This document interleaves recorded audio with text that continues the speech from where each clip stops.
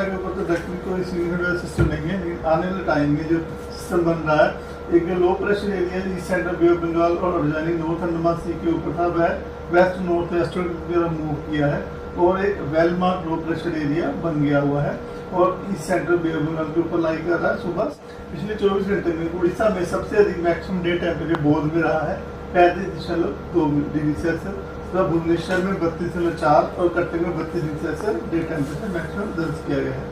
फिर 11:30 बजे की ऑब्जर्वेशन के हिसाब से यह जो सिस्टम है वेस्ट नॉर्थ वेस्ट डायरेक्शन में मूव करेगा और 22 तारीख की मॉर्निंग को एक डिप्रेशन के रूप में इंटेंसिफाई होने की संभावना रख रहा है। उसके बाद 23 तारीख को एक साइक्लोनिक स्टॉर्म बनेगा। डायरेक्शन की तरफ मूवमेंट कंटिन्यू करते हुए यह जो सिस्टम है as a cyclonic storm cross करेगा नॉर्थ उड़ीसा और वेस्ट बंगाल कोस्ट के बीच में पुरी और सागर आइलैंड के बीच में 24 तारीख की नाइट में और अर्ली मॉर्निंग और 25 अक्टूबर में as a severe cyclonic storm east central bay of Bengal के ऊपर।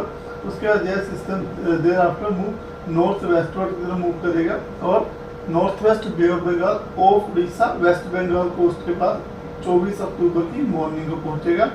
इसी तरह नॉर्थ वेस्ट मूवमेंट के रूप में जाएगा, जिस समय जो विंड स्पीड होगी हवा की रफ्तार 100 से 110 किलोमीटर प्रति घंटा गस्टिंग टू 120 किलोमीटर प्रति घंटा की रफ्तार से बना रहेगा। इस वेदर के अवसर भद्रक, जाजपुर, कटक, केंद्रपाड़ा, जगतसिंहपुर, नॉर्थ ईस्ट उड़ीसा है, यहाँ पर फेरी वर्षा डिस्ट्रीब्यूशन रहने की संभावना है। उसके बाद जो हमारा नॉर्थ साउथ कोस्ट उड़ीसा और नॉर्थ ईस्ट उड़ीसा में स्कैटर्ड रेनफॉल डिस्ट्रीब्यूशन की संभावना है और साउथ ईस्ट उड़ीसा में आइसोलेटेड रेनफॉल डिस्ट्रीब्यूशन रहने की संभावना है 23 तारीख को। 24 तारीख को जो है हमारा नॉर्थ उड़ीसा में लगभग उत्तर की बात करते हैं तो आज गजपति, रायगढ़, कोरम, नवरंगपुर, मलकानगिरी में आइसोलेटेड प्लेस में हल्की से मध्यम वर्षा होने की संभावना है। उसके बाद डे 2 22 तारीख को कोरम, मलकानगिरी में आइसोलेटेड प्लेस में है लाइट टू मॉडरेट रेनफॉल होने की संभावना है। 23 तारीख को जो है हमारा बालासोर जो ज्यादातर स्थानों पर हल्की से मध्यम वर्षा होगी और साउथ उड़ीसा में अनेक स्थानों पर हल्की से मध्यम वर्षा होने की संभावना है। 25 तारीख को पूरे उड़ीसा में ज्यादातर स्थानों में हल्की से मध्यम वर्षा होने की संभावना है। डे 3 में 23 तारीख को बालासोर, भद्रक, जाजपुर, कटक, केंद्रपाड़ा, जगतसिंहपुर इन डिस्ट्रिक्ट में रेड वार्निंग दी गई है scattered heavy to very heavy rainfall with isolated extremely heavy rainfall होने की संभावना की वजह से।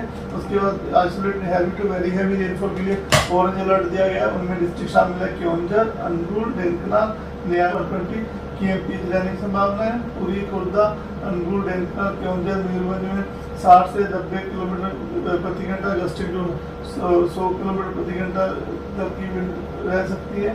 उसके बाद सुंदरगढ़, संबलपुर, देवगढ़, बौद्ध, नया Rajpur, Kendrapara, Jagatsinghpur in the district में आइसोलेटेड हैवी रेनफॉल होने की संभावना है और थंडरस्टॉर्म लाइटनिंग की वजह से आइसोलेटेड से येलो अलर्ट दिया गया है।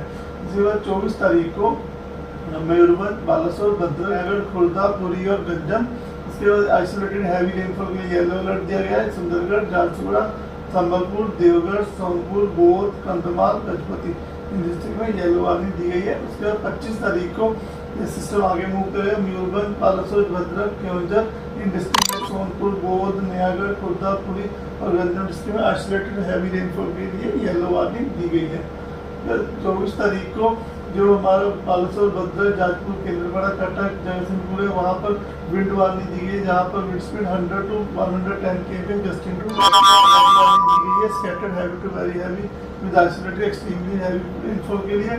उसके बाद सुंदरगढ़, देवगढ़, अनुगुल, ढेंकनाल, जाजपुर, कटक, केंद्रपाड़ा, जगतसिंहपुर इन डिस्ट्रिक्ट में isolated heavy to very heavy rainfall के लिए ऑरेंज अलर्ट दिया गया है।